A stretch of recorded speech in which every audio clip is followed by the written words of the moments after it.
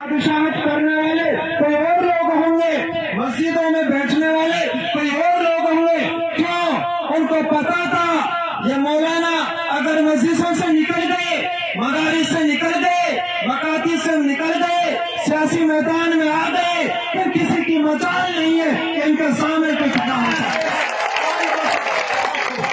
ان کو معلوم ہے ہماری گندی سیاست، ہماری ناپاک سیاست ان علماء کے سامنے چلنے والی نہیں ہے. ہم بہت گندگی پھیلا رہے ہیں اور علماء کرام اس گندگی کو، اس ناپاکی کو برداشت کرنے کے لیے تیار نہیں ہے. اس لیے میں تمام علماء کو جو بھی آج اس اجلاس میں شریک ہیں، اور میری آواز نہ صرف ہندوستان بلکہ دنیا کے گوشے گوشے اور خطے خطے میں اس موبائل کے ذریعے سے پہنچ رہی ہے، میں تمام لوگوں کو یہ میسج اور پیغام دینا چاہتا ہوں. آپ اپنا نظریہ بدلیے. علماء کا کام فقط مساجد نہیں ہے، مدارس نہیں ہے. ہاں مسجدیں بھی ہیں، مدارس بھی ہیں، اور ساتھ میں میدان سیاست بھی آپ ہی کا ہے، کسی اور کا نہیں ہے. اس لیے آپ کو اپنی جگہ سے آنا ہوگا. اور اگر آج آپ لوگ میدان نہیں ہوئے، اب اس گندی سیاست سے تالاب بھر چکا ہے، جوش مار رہا ہے، ابال مار رہا ہے. اگر علماء کرام مساجد میں رہے، مکاتب میں رہے، خانقاہوں میں رہے، گدی نشین رہے، تو یاد رکھنا یہ گندگی کا تالاب جوش مار کر وہ دن دور نہیں ہے جو آپ کے گھروں میں داخل ہو جائے گا. اس لیے اس نجاست کو دور کرنے کے لیے آپ کو مدارس سے نکال کر، مساجد سے نکال کر ان تمام لوگوں کو سیاسی میدان سے دور کرنا ہوگا جو حضرات اس سیاست کو بدنام کر چکے ہیں. اس لیے میں بتا دینا چاہتا ہوں آج کے سلسلے سے یہ بات کہ دیکھیے دین اور سیاست کا کیا تعلق ہے. ایک مشہور حدیث ہے، الایمان بضع وسبعون شعبہ افضلها قول لا الہ الا اللہ وادناها اماطۃ الاذى عن الطریق. آپ کو یہ تو معلوم ہے راجنیتک M L M P, sarpanch, پردھان، ڈائریکٹر، ضلع پارشد، ایم پی وغیرہ وغیرہ، ان لوگوں کا کام بجلی کا انتظام کرنا، راستوں کا انتظام کرنا، نالیوں کا انتظام کرنا، پانی کے بہاؤ کا انتظام کرنا، گندگی کو نکالنا.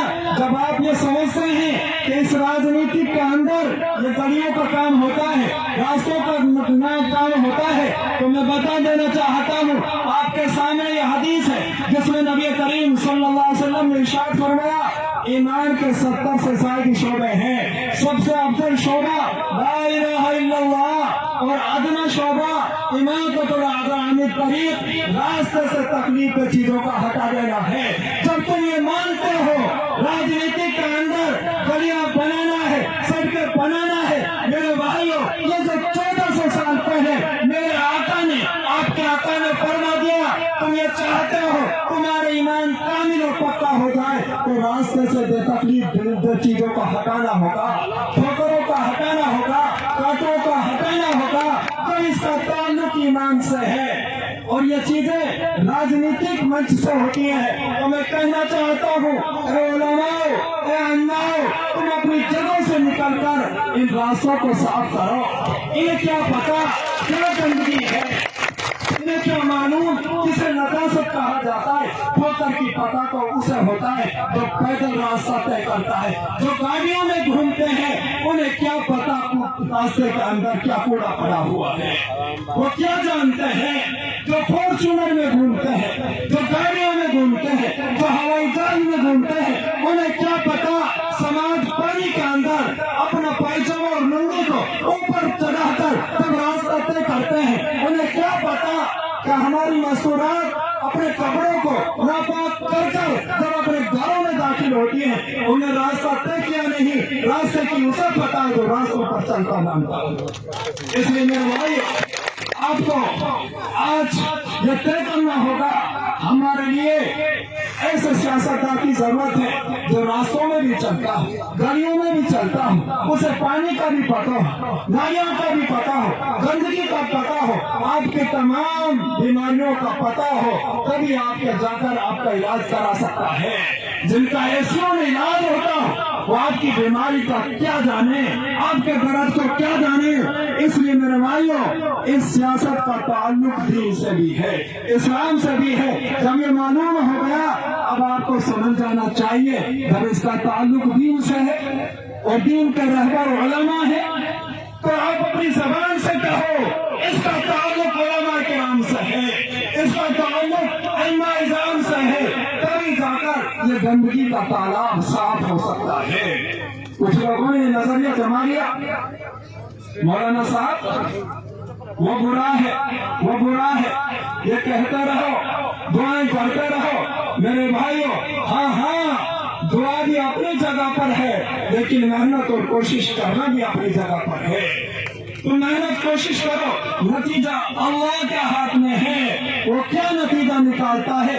इसलिए मेरे भाइयों, आपको मालूम होना चाहिए हमारे इलाके के अंदर क्या क्या खराबियां हैं। मुझे बताने की जरूरत नहीं, मुझे उनकी दास्तान बताने की जरूरत नहीं, आप मुझसे ज्यादा जानते हैं। लेकिन मैं इतना जानता हूँ, आज के दौर में जो जुल्म ज्यादती हमारी कौम के साथ हो रही है, नौजवानों को जेलों में डाला जा रहा है, नाजायज मुकदमात में फंसाया जा रहा है, उनको घरों से नाजायज तरीकों पर उठा लिया जाता है, कहीं लाखों रुपया लेकर रातों रात उनको छोड़ दिया जाता है। ये क्या धंधा चल रहा है, ये क्या प्लानिंग है, ये क्या साजिश है।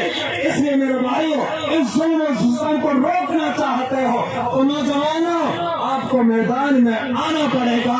अगर आज आप मैदान न हुए, वो दिन दूर नहीं है जब आपको आपके घरों से बेघर कर दिया जाएगा। भैया जी, भैया जी, मास्टर। तो अब आपको ये मालूम होगा, अब मुझे थोड़ी सी बात बतानी है। शरीयत में वोट की क्या हैसियत है, जिसको मेरा की जबान में वोट कहा जाता है, वोट की शरीयत में क्या हैसियत है, तो याद रखो, शरीय नुक्ता नजर से वोट की हैसियत शरीयत में एक शहादत की है, एक गवाही की है, जो इस बात की गवाही और जमानत है कि जितने भी उम्मीदवार खड़े हैं, जितने